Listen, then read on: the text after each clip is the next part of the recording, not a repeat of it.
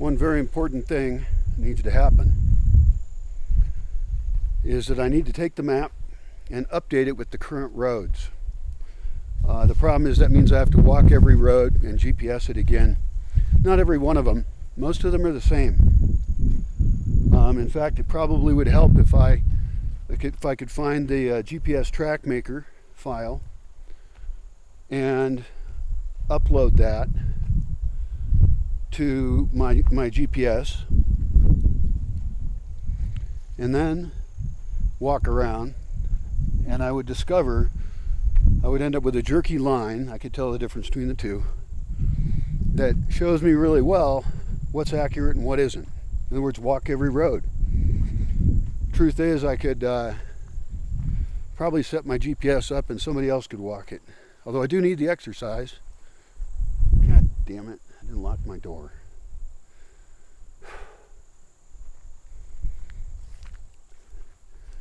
So, intersections could also have names, and they would probably get named by the name of the road that goes across them.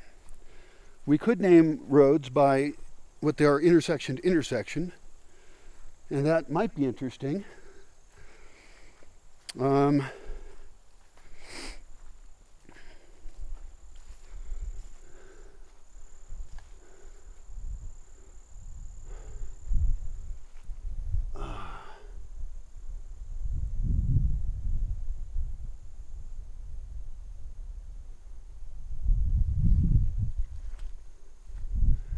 And the names have to be understandable in English and Spanish, or understandable to somebody in their second language.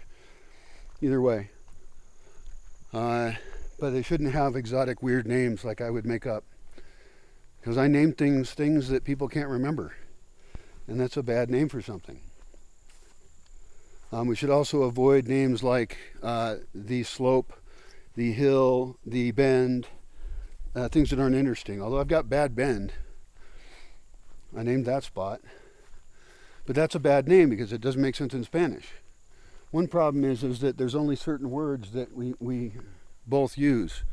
And so maybe what I need to do is find a list or think about what words are really similar. And I have a book actually that has cognates in it. So I think I should look in there for road names. That's a brilliant idea, because I'm trying to name things that work for English speakers and Spanish speakers.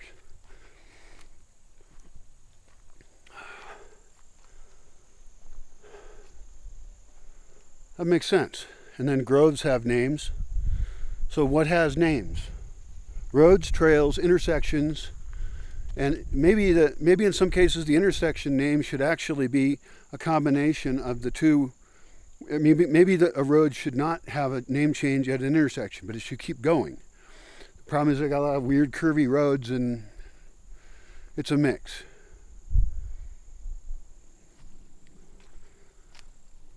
Well, it would work. Even like here, I've got a road that goes between two roads, and then I could think up something funny, some funny combination where the name of that road is related somehow to this road. And then I have to decide what this road is. I think this is probably like is this the one that goes out the gate and off to town? Or is it the one that curves around? Which name do I use?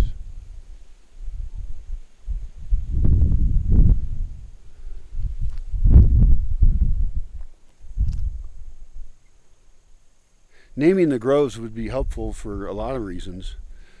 Because when we work on stuff, we can't, we're like, oh, the trees near the thing, which is a dumb name. Like this is a grove right here between the View and Bliss. And it's a grove that we're going to be protecting forever because it's gorgeous. We're changing it, cutting some white oaks out. But it's a really important grove. There's a wide spot next to it right here. So wide that like a vehicle could pull up that was dropping people off, like a 15 passenger van or something. Could pull up right in here. We could flatten it out and make it so it's obvious it's for that. Because that's one thing is I don't have a choice. People don't like it when I talk about, oh, let's put cars somewhere. Well, you're going to come in a car probably, or you won't.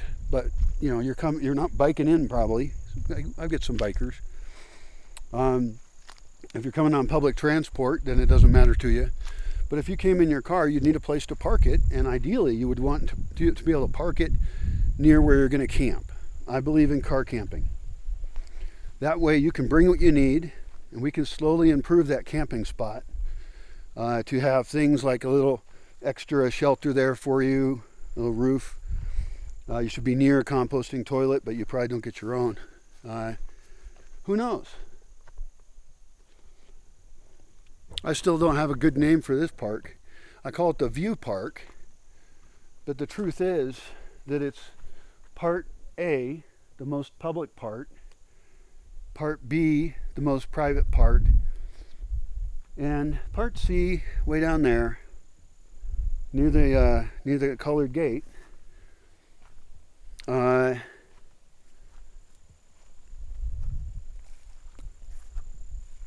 should be maybe left wild. And that's so that as soon as somebody enters, and I'm going to change where people go when they get here. I don't know. I have to have ways of guiding which way they go. And I have a road down there that, and I want to turn into a pedestrian space instead. So I think that if as soon as they get here, they have to pass through dense trees, I think that's exciting. Now, the truth is this whole thing is going to be dense trees in a few years because the oaks are covering it up. So that's kind of not the best reason. But I guess I don't have a pine grove like that here. And so I think I don't recall what I saw when I was down there. We can clear out the below area of it, I think. And we can then plant it with other things as well. I think I'd like to leave it as pines. None of them are currently going to fall on anything.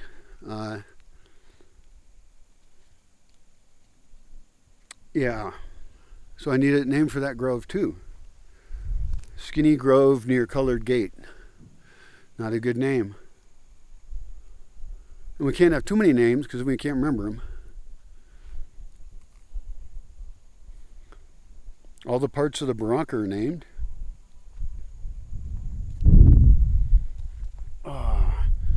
This tiny garden should have a name. It doesn't. Right over here, it's gorgeous. It's going to fill in really well. This year it got more attention than any other garden. Any other time in this spot.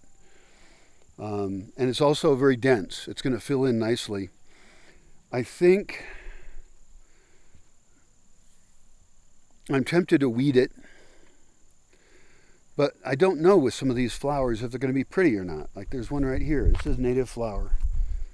And so I think I want to be careful about that.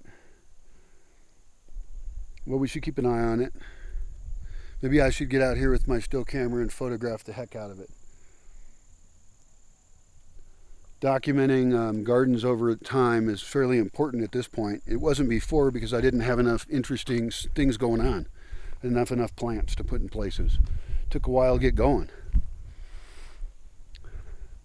It's one of the reasons I want to get rid of all these white oaks in here at the View Park, a dumb name, because I really want to put other stuff in, and if I wait till next year then kill them, then it's going to be actually a problem because they'll still have the root system taken up.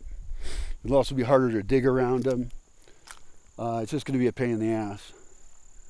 So I guess that's up to me to, with a machete, mark which white oaks I want dead. And I think I should be in charge of that. I was tempted to say to the guy who uses a chainsaw for me to just cut them all. That is tempting. Now, you know, he can tell the difference between a weird tree and... No, I need to sculpt it. I have to. Because I have to understand why the decisions are made about what to cut for any tree. This is looking great in here. Two nice black oaks right by the road here, right across from another wide spot. That's beautiful. I think the first challenge, is I got to do that central trail and then start marking oaks or killing them. I got to cut them or mark them. And then we got to cover up a few stumps that are left over from the pines that were here. It's going to hurt to cut the white oaks because it's going to make it look empty. But if I don't do it, then I have nowhere to plant the exotic trees that I want that have leaves all year long, that provide great shade. And that could be anything. Could be an avocado tree. I don't grow very many of them. It could be a nopal. We rarely get any nopal fruits because the birds eat them all. We could attempt to plant more hawthorns. I think that's worth it. Although I think we should attempt to do that in buckets and then wait till they're big enough. Do the grafting while they're still pretty young. And then we've got a tree that doesn't have a lot of space at the bottom to sucker up. And it's sellable. We can wait even till it has fruit. You know, if it fruits before it fills the bucket. We can do that with teacote, with hawthorn. Want to get hawthorn in here. Didn't I just say that? Anyway, yes, it grafted. And then we got the exotic bananas, of course. So I need a lot of space in here, and even though it's going to hurt to cut down the white oaks, that's the only way I'm going to get the goal of what I want, which is this magical forest filled with, you know, beautiful weird shit and little alcoves to sit in, and right near a fire pit. I got to check on that fire pit. It's an exciting area.